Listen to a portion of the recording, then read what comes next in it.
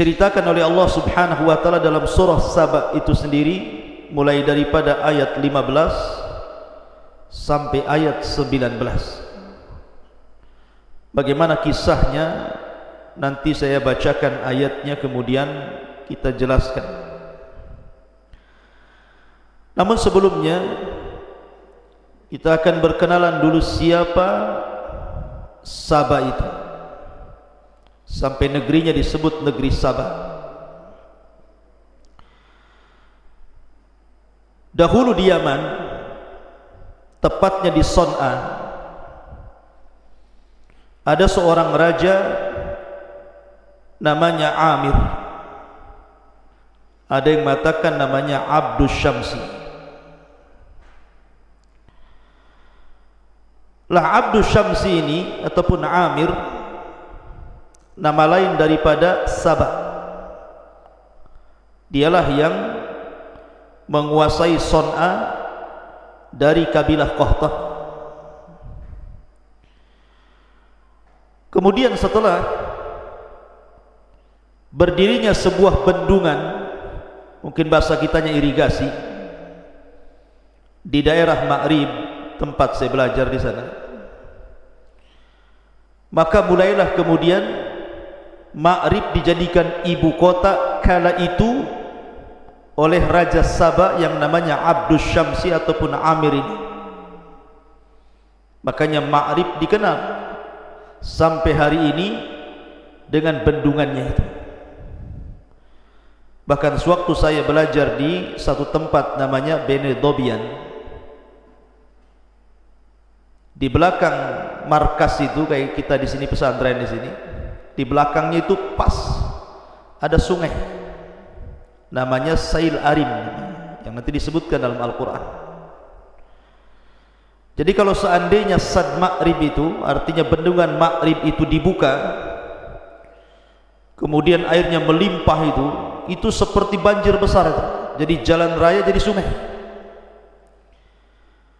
Nanti kalau ditutup lagi bendungan itu, kemudian airnya surut, maka membuat genangan-genangan di tempat-tempat yang agak rendah. Nanti di situ banyak ikan di situ. Dan hampir 1 tahun saya makan ikan di situ. Ikan mujair itu bukan kecil, 2 telapak tangan segini ikannya. Kemudian ada juga ikan semacam gabus gitu ya, tapi bukan gabus kecil. Panjangnya gabus itu sebesar kaki antum itu, 1 meter. Dan ditangkapnya mudah, tidak melawan, tidak. Kalau gabus di sini ditangkap lari, itu ditangkap. Makanya kita sebut ikan bodoh-bodoh. Jadi tangkap bodoh, diam saja. Ya. Jadi kalau nampak ikan itu ikan bodoh-bodoh katanya. Ya. Artinya bahwa kisah ini terjadi di satu daerah di Jazirah Arab, tepatnya di Yaman, lebih tepat lagi di Ma'rib. Kisah ini terjadi di Ma'rib karena ada puing-puing bekas kerajaan Ratu Balqis itu masih ada. Dijadikan monumen di situ, banyak wisatawan yang datang melihat bekas reruntuhan dari kerajaan Saba Ratu Balqis di situ. Walaupun memang ada terjadi perselisihan tentang masalah letak di mana Saba itu sebenarnya, tetapi yang masyhur dari ulama-ulama sejarah dan ahli tafsir bahwa Saba itu letaknya di Jazirah Arab, atau lebih tepat lagi di Yaman, atau lebih khusus lagi di Ma'rib. Tetapi ada juga yang mengatakan bahwa Saba itu ada di Ethiopia sana. Tapi ini tidak masyhur pendapat ini. Pendapat yang masyhur adalah letaknya di Ma'rib Yaman. Ma'asyiral muslimin yang dimuliakan Allah Azza wa Jalla, baik, kita akan baca ayatnya, kemudian kita kisahkan. Menarik kisah ini sebenarnya. Allah Subhanahu wa taala berfirman dalam surah As-Saba ayat 15 dan seterusnya, laqad kana li saba'in fi maskanihim ayah, sungguh bagi kaum Saba itu ada tanda-tanda kuasa Allah Ya, karena Sabah satu di antara keajaiban dunia, negeri yang sangat diberkahi kali itu, membuat negeri-negeri di luar Yaman cemburu dengan negeri Sabah itu. Kemudian Allah mengatakan jannatani an yaminin wa shimal. Di tempat kediaman mereka ada dua buah kebun di sebelah kiri dan juga sebelah kanan. Kemudian Allah mengatakan kulu mir rizki rabbikum washkurulah baldatun tayyibatun wa rabbun ghafur.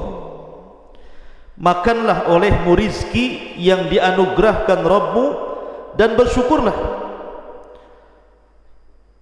Adalah negeri yang baik dan memiliki Rabb yang Maha Pengampun.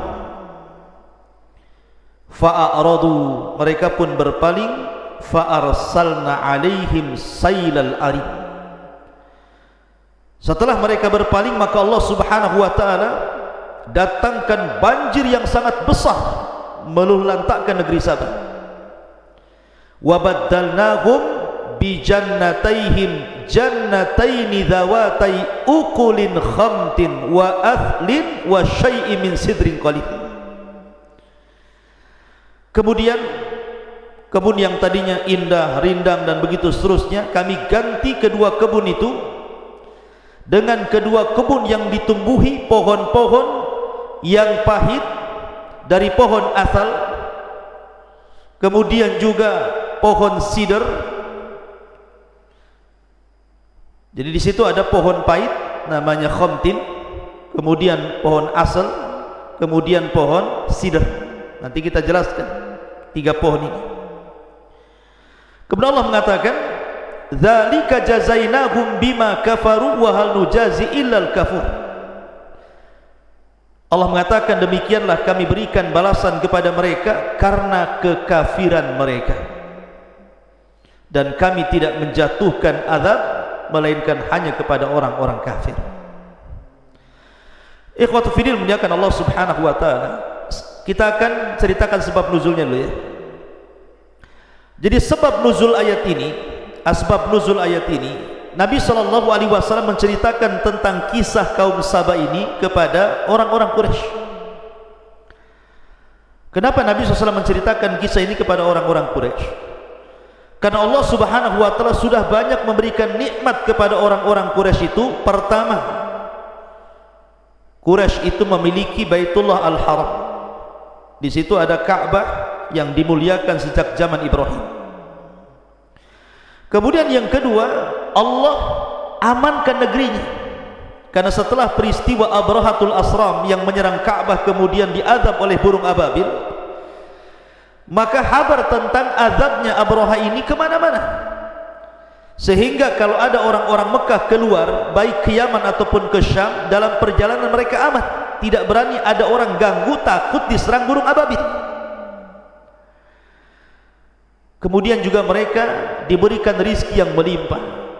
Makanya Allah Subhanahu wa taala abadikan nikmat orang-orang Quraisy ini dengan firman-Nya liila fi Quraisyin ila fihim rihlatasy syita'i was-sayf falyabudu rabb hadzal bait alladzi at'amahum min ju'in wa amanahum min khauf.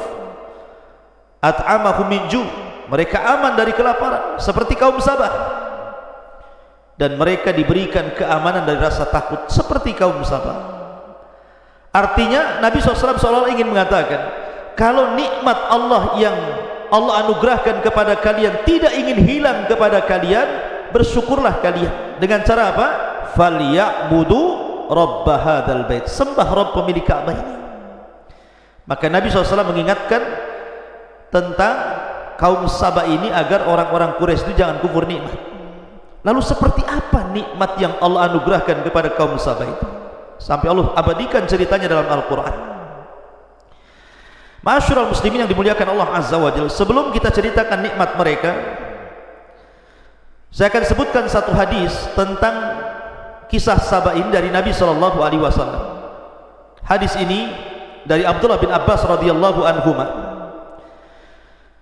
Inna rajulan sa'ala Nabi sallallahu alaihi wasallam anis Saba. Jadi ada orang laki-laki datang kepada Rasul bertanya tentang Saba. Ma huwa Saba itu? Arajulun am imra'atun am ardun? Saba itu apa wahai Rasul? Apakah dia seorang laki-laki? Apakah dia seorang perempuan? Apakah dia berbentuk tanah? Saba itu apa sih sebenarnya? Maka Nabi sallallahu alaihi wasallam mengatakan bal huwa rajul. Saba itu seorang laki-laki, seorang raja. Walada asyratan, memiliki 10 anak. Fasakana al-Yaman minhum sittah. Dari 10 anak Saba itu 6 orang tinggal di Yaman. Kemudian wabisyami minhum arba. Adapun yang 4 tinggal di Syam. Siapa anak-anak Saba yang tinggal di Yaman itu? Pertama Madhaj, yang kedua Kandah, yang ketiga Al-Azdu, yang keempat Asy'ariyun. Nah, makanya nanti ada kabilah Asy'ariyun di antara sahabat Nabi sallallahu alaihi wasallam. Nah, coba dibenerin ini. Kalau suaranya bagus ya, nggak apa-apa kalau suaranya bagus. Cuman gambarnya saja kan nggak ada. Taib, tak apa-apa. Jadi, atau coba kabelnya dicopkan itu, mungkin kurang masuk. Gitu. Coba kabelnya.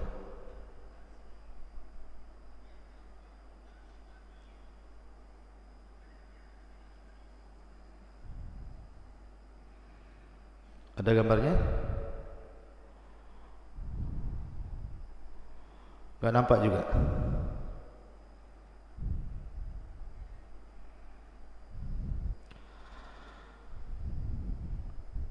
Taib, tak apa-apa lah. Kalau nggak ada gambar, yang penting suaranya ada. Kita ulangi bahwa orang-orang Sabaiyah ini, orang-orang yang dari keturunan Saba yang 6 yang tinggal di Yaman, namanya Madhaj, kemudian Kanda, kemudian Al-Azdu, kemudian Asy'ariyun, kemudian Anmar, dan yang terakhir Khimyar. Nanti semua jadi kabilah.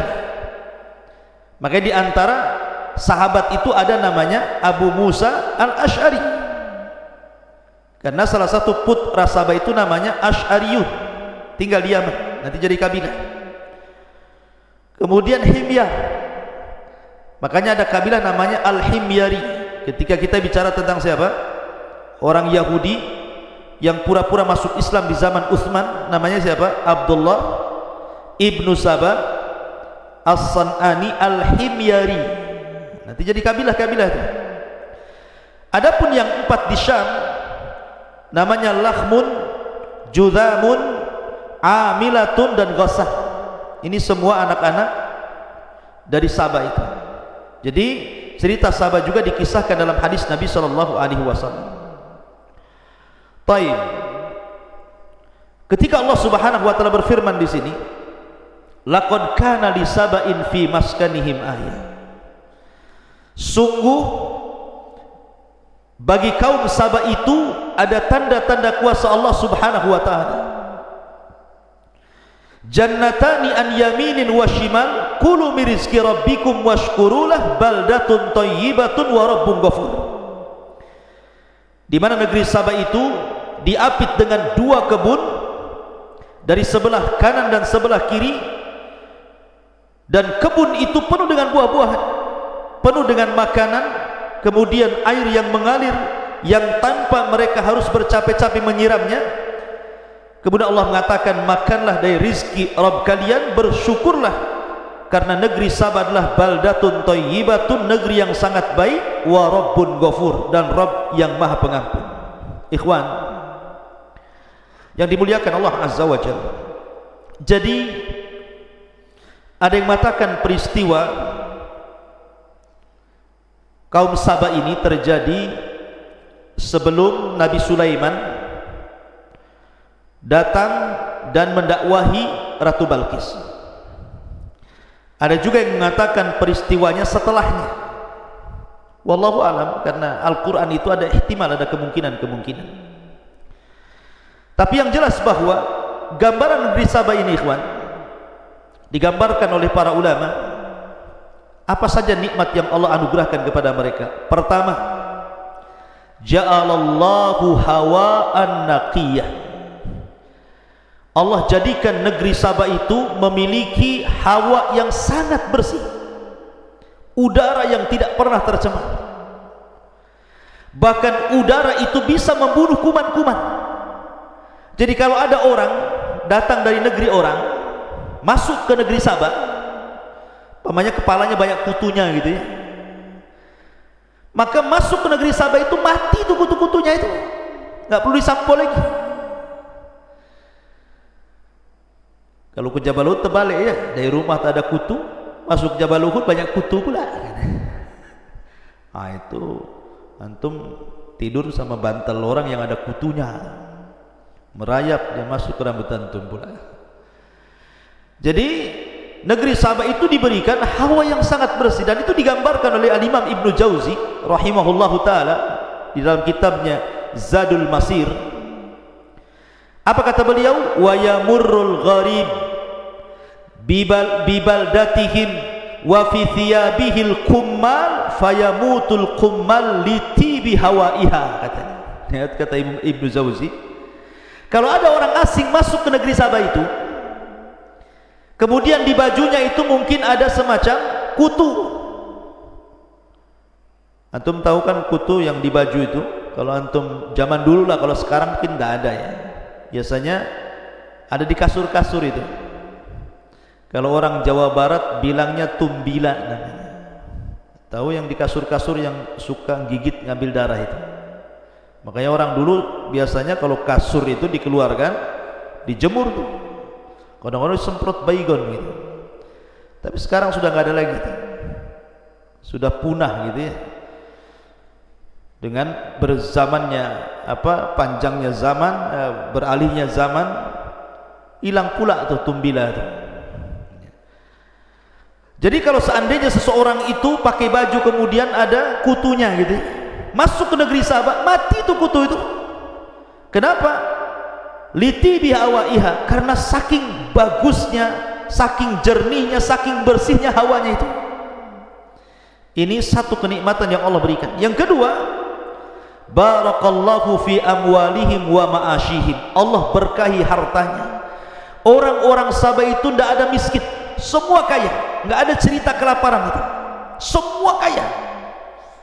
Makanya kenapa negeri Saba itu luar biasa, tidak ada kejahatan, karena tidak ada pencurian, tidak ada perampokan. Mau ngerampok apa? Semua kaya, karena sebab merampok itu gara-gara kemiskinan kan itu. Semua kaya. Allah berkahi betul kehidupan mereka dan harta mereka. Semakin hari semakin kaya, semakin kaya. Kemudian yang ketiga, lam yara ahlus Saba la fi buyutihim wa la fi jannatihim hasyarah. Orang-orang Saba itu mereka tidak pernah melihat di rumah-rumah mereka atau di kebun-kebun mereka hasyarat. Hasyarat itu apa? Hasyarat itu binatang-binatang kecil, binatang-binatang yang merayap, mungkin semacam kecoa, cacing, kalajengking, apalagi, pokoknya nggak ada. Semut itu nggak ada, apalagi titinggi ataupun kaki 2000 atau apa, kan banyak tuh, ya kan?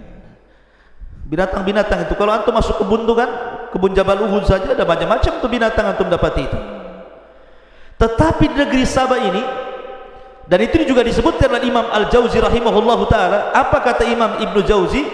Wa lam yakun yura fi baladihim hayyatun wala aqrabatun wala ba'udatun wala dubabun wala burghuth. Nah, lihat, kaum Saba itu tidak pernah melihat ada ular, ada kalajengking, ada nyamuk, ada lalat, ada burghuth, binatang-binatang kecil, tidak ada. Subhanallah, tidak di rumah, tidak di kebun. Kalau kita kan masuk kebun kadang-kadang takut ular, takut kalajengking, takut binatang-binatang buas gitu. Ini kaum Sabah tidak ada binatang-binatang kayak gitu. Subhanallah ya. Jadi masuk hutan itu betul-betul tidak didapati satupun hasyarat, binatang-binatang kecil. Memang bersih dari binatang-binatang, murni kebun itu bersih dari hal-hal yang seseorang menakutkan atau menjijikan dari binatang-binatang kecil itu. Kemudian yang nomor 4, barakallahu fi ardihim, Allah berkahi buminya. Betul-betul Allah berkahi buminya. Jadi kaum Sabah itu tidak pernah yang namanya panen itu musiman, musim terus saja. Bayangkan coba, kalau kita mau duren itu nunggu musim duren terus tahun sekali kan. Kadang-kadang nggak musim duren nyari durennya kemana? Ke Nagoya. Banyak ustaz duren nggak musim ya, tapi kan nggak musim di sini, musim di sana. Tapi kaum Sabah ini tidak pernah tidak musim-musim terus, bayangkan. Apa nggak enak tuh ya. Makanya Allah berkahi buminya. Kemudian yang nomor 5, hayatuhum fil amni wal aman, kehidupan mereka betul-betul di atas keamanan. Tidak ada perampok, nggak takut dicuri, nggak takut diperkosa, nggak takut, pokoknya jalan kemana saja perempuan sendirian itu aman. Dan yang lebih hebatnya ikhwan, annahum idza safaru ila ardi Syam kanu aminina minal a'da mutmainnina alal ghada ghaira khaifina minal ju'i wad dhama. Apabila mereka safar dari negeri Sabah ke Syam, perjalanan 2000 lebih kilo gitu ya, mereka merasa aman dari musuh, merasa aman dari al-ghada. Al-ghada itu maksudnya makanan. Kalau orang sekarang mau safar ikhwan, pasti membawa perbekalan kan. Jangankan safar jauh ke Barelang saja, kita udah siap-siap tuh, beli minuman, bawa makanan, bawa ikan bakar gitu ya, daging bakar, sate bakar, semua bakar gitu ya kan. Itu ke Barelang saja itu kita kadang-kadang bawa bekal, padahal kita pakai mobil. Di zaman itu tidak ada mobil.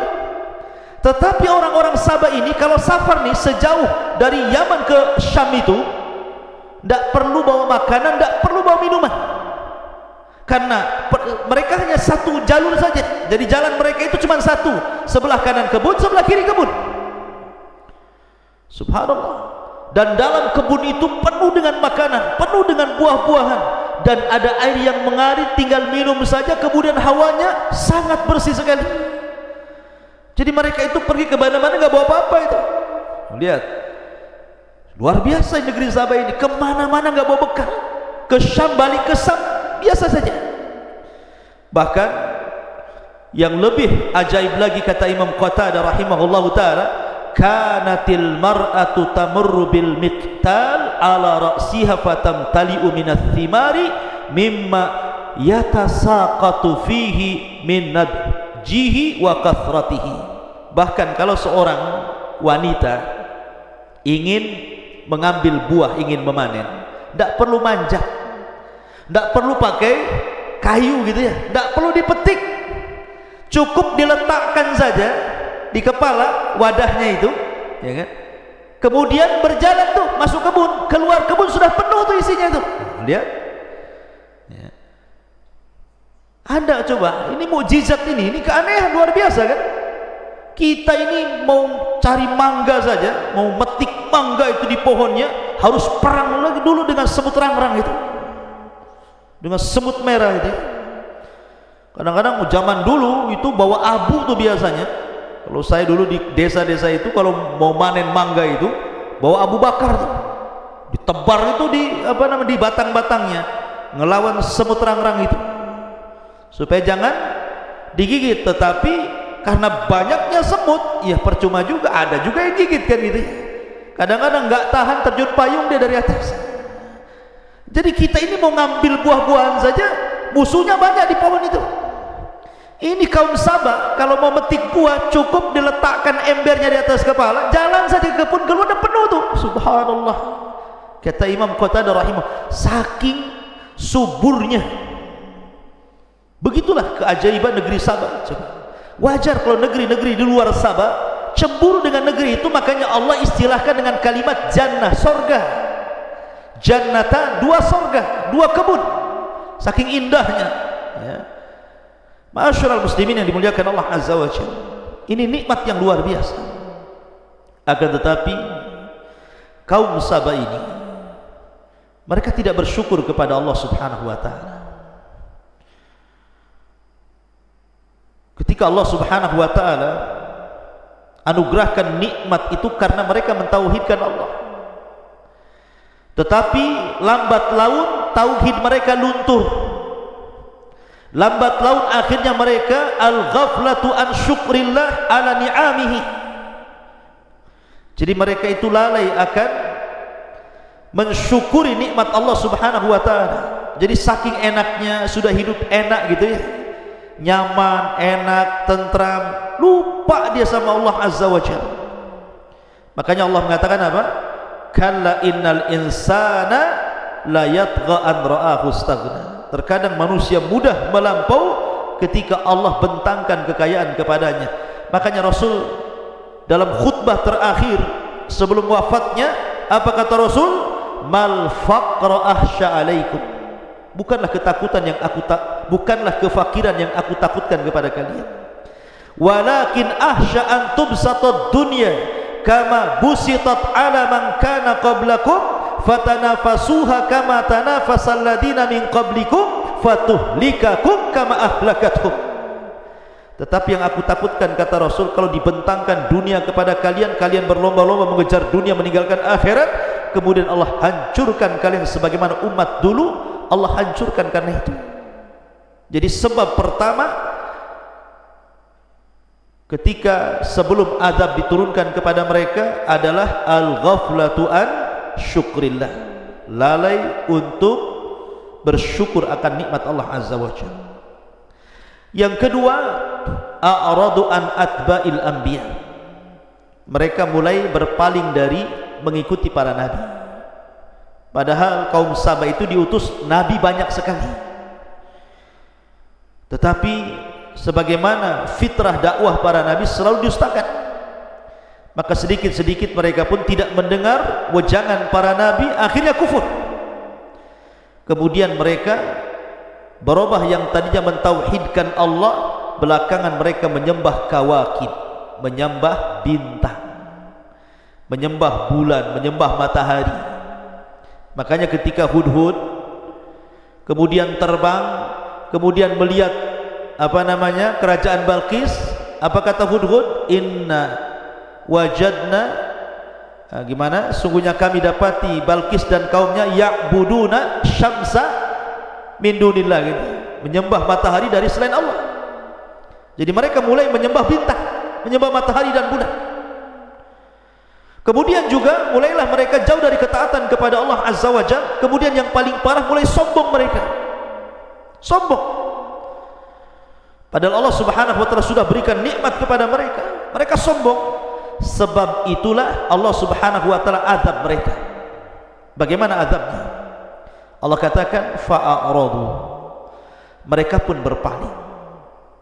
Setelah mereka berpaling, fa'arsalna alaihim, kami utus kepada mereka sailal arim. Sail itu artinya banjir, arim itu artinya besar. Ada juga yang mengatakan arim di sini, ada beberapa penafsiran para ulama apa yang disebut dengan kalimat arim dalam Al-Quran. Pertama, ada yang mentafsirkan arim di sini artinya bendungan. Jadi banjir dari bendungan itu. Ada juga yang mengatakan arim itu air yang ditampung dalam bendungan. Ada juga yang mengatakan arim itu artinya air yang sangat besar. Ada juga yang mengatakan arim itu artinya nama lembah yang dibendung itu. Ada juga yang mengatakan bahwa arim itu artinya tikus yang sangat besar, sebesar kucing, dan menggerogoti bendungannya. Gini ikhwan, jadi sebelum negeri Sabah ini diberikan nikmat, air bagi mereka itu mahal. Terkadang mereka berperang gara-gara air. memperebutkan air itu gara-gara air itu, maka kabilah-kabilah di Sabah itu mereka berperang untuk mendapatkan air. Akhirnya kemudian mereka datang kepada Ratu Balqis menceritakan tentang kesusahan mereka dari air itu. Maka dalam riwayat oleh Ratu Balqis inilah dibuatkan semacam bendungan di antara dua bukit besar. Jadi ada dua gunung, disitulah dibuat bendungan. Namanya bendungan dulu kan beda dengan bendungan sekarang. Bendungan sekarang kan pakai batu, pakai macam-macam gitu ya, nggak mungkin digerogoti tikus. Kalau bendungan dulu itu kan pakai kayu gitu ya, dijajar-jajar gitu. Dan lembah yang dibendung itu lembah yang paling rendah, sehingga kalau terjadi hujan dari mana-mana tempat itu air ngalirnya di situ. Maka oleh Ratu Balqis dibuatkan bendungan antara dua gunung itu, kemudian dikeluarkan irigasi, dari situlah mengalir ke kebun-kebun. Lah sejak saat itulah Sabah menjadi kaya. Ketika mereka kaya kemudian kufur, dari sinilah kemudian Allah Subhanahu wa taala mengutus tentaranya berupa seekor tikus yang besarnya sebesar kucing. Itu pernah melihat tikus sebesar kucing? Namanya tikus got. Saya pernah lihat YouTube tahun berapa dulu ya, ketika masih ada YouTube awal-awal tuh. Ketika ada orang ketangkap di Jakarta, orang jual bakso pakai daging tikus. Saya lihat di berita itu, tikusnya gede-gede itu. Tikus got itu. Mungkin kalau ketemu kucing, kucing yang lari. Tikus got itu gede-gede itu. Tapi mungkin di sini lebih gede lagi. Tapi bagaimana Allah Subhanahu wa taala kuasa? Allah tidak mengutus harimau kan? Allah tidak mengutus buaya, apalagi buaya darat. Allah tidak mengutus binatang-binatang besar, gajah, tidak. Allah kalau mengutus itu yang ringan-ringan, seperti burung ababil, burung laut, burung hitam tuh. Kemudian juga mengutus tikus. Jadi tikus ini masuk ke bendungan itu, digerogoti itu sikit. Lah orang-orang Sabah ini karena terlalaikan dengan nikmat Allah, karena sudah lama mereka kaya, mereka senang, mereka tenang, tidak pernah ngecek bendungan.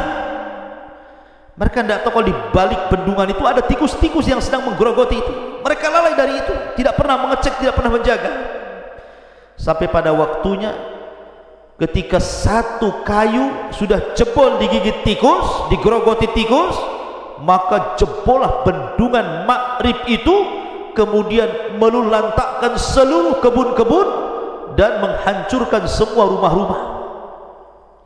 Sehingga Allah Subhanahu wa taala katakan di sini, fa arsalu alaihim sailal arimi wa baddalnahum bi jannataini dzawatai aqlin dawatai uqulin khamtin wa athlin wa syai'in min sidrin qalil. Maka ketika Allah hancurkan kebun-kebun mereka, surga mereka, maka kami ganti kebun-kebun mereka yang tadinya semua buah-buahan tumbuh, mulai daripada pisang, apel, anggur gitu ya, delima, macam-macam lah ada di kebun itu. Kemudian biji-bijian tiba-tiba Allah lenyapkan, dan setelah hancurnya kebun mereka, Allah hanya menghidupkan 3 pohon saja. Pertama, khamtin. Pohon khamtin itu ikhwan, ada yang mengatakan cemara. Khamtin itu ada yang mengatakan pohon cemara. Cemara ada buahnya tidak? Tidak ada buahnya. Nggak ada buah cemara. Kalaupun ada buahnya, pahit rasanya. Siapa yang mau makan buah cemara? Ya. Ada juga yang mengatakan pohon besar, khamtin itu besar, kemudian berduri, hanya bisa untuk naungan saja, nggak ada buahnya. Ini yang pertama. Yang kedua, wa aslin ukulin khamtin, kemudian wa aslin. Ada yang mengatakan aslin di sini, kata para ulama, sejenis pohon yang hanya bisa digunakan untuk naungan saja. Jadi kalau khamtin, ya jenis pohon yang sangat pahit gitu ya. Kemudian aslin itu juga pohon tapi tidak ada buahnya. Kalaupun ada buahnya nggak bisa dimakan. Kemudian yang terakhir khamtin, kemudian apa lagi? Wa aslin wa sidrin. Jangan ngobrol. Wa sidrin, pohon bidara. Sidrin itu pohon siwak. Ada yang mengatakan pohon siwak ya. Siwak nggak bisa dimakan siwak itu. Siwak itu akarnya yang untuk gigi saja ya. Lihat, bayangkan apa namanya, sidr. Sidr itu ya pohon bidara, afwan. Sidr itu pohon bidara, ada buahnya tetapi kecil buahnya, tidak mencukupi gitu ya. Bayangkan coba Allah Subhanahu wa taala azab mereka dengan ditumbuhkan 3 pohon ini saja. Ada yang mengatakan khamtin itu siwak, ada yang mengatakan aslin itu cemara, ada yang mengatakan sidr itu ya bidara. Hanya 3 pohon itu saja yang hidup di negeri Sabah itu sampai sekarang. Kecuali mungkin orang yang ingin bertani gitu ya, padang pasir disulap menjadi sawah gitu. Kayak waktu saya di Ma'rib juga gitu, ada padang pasir itu dalam setahun bulan-bulan tertentu nanti jadi sawah, dikelola untuk gandum, padi lah kalau bahasa kitanya ya. Ada juga pohon jeruk gitu, di Ma'rib itu banyak jeruk ya. Tetapi kalau kita melihat sejarah ini, bagaimana Allah Subhanahu wa taala berikan nikmat, akhirnya Allah hancurkan, kemudian Allah sisakan hanya 3 pohon ini saja, sehingga Allah mengatakan dzalika jazainahum bima kafaru wa hal nujazi illal kafur. Demikianlah kami beri balasan kepada mereka karena kekafiran mereka, dan kami tidak menjatuhkan azab melainkan kepada orang-orang kafir. Lihat bagaimana Allah Subhanahu wa taala mengadab mereka.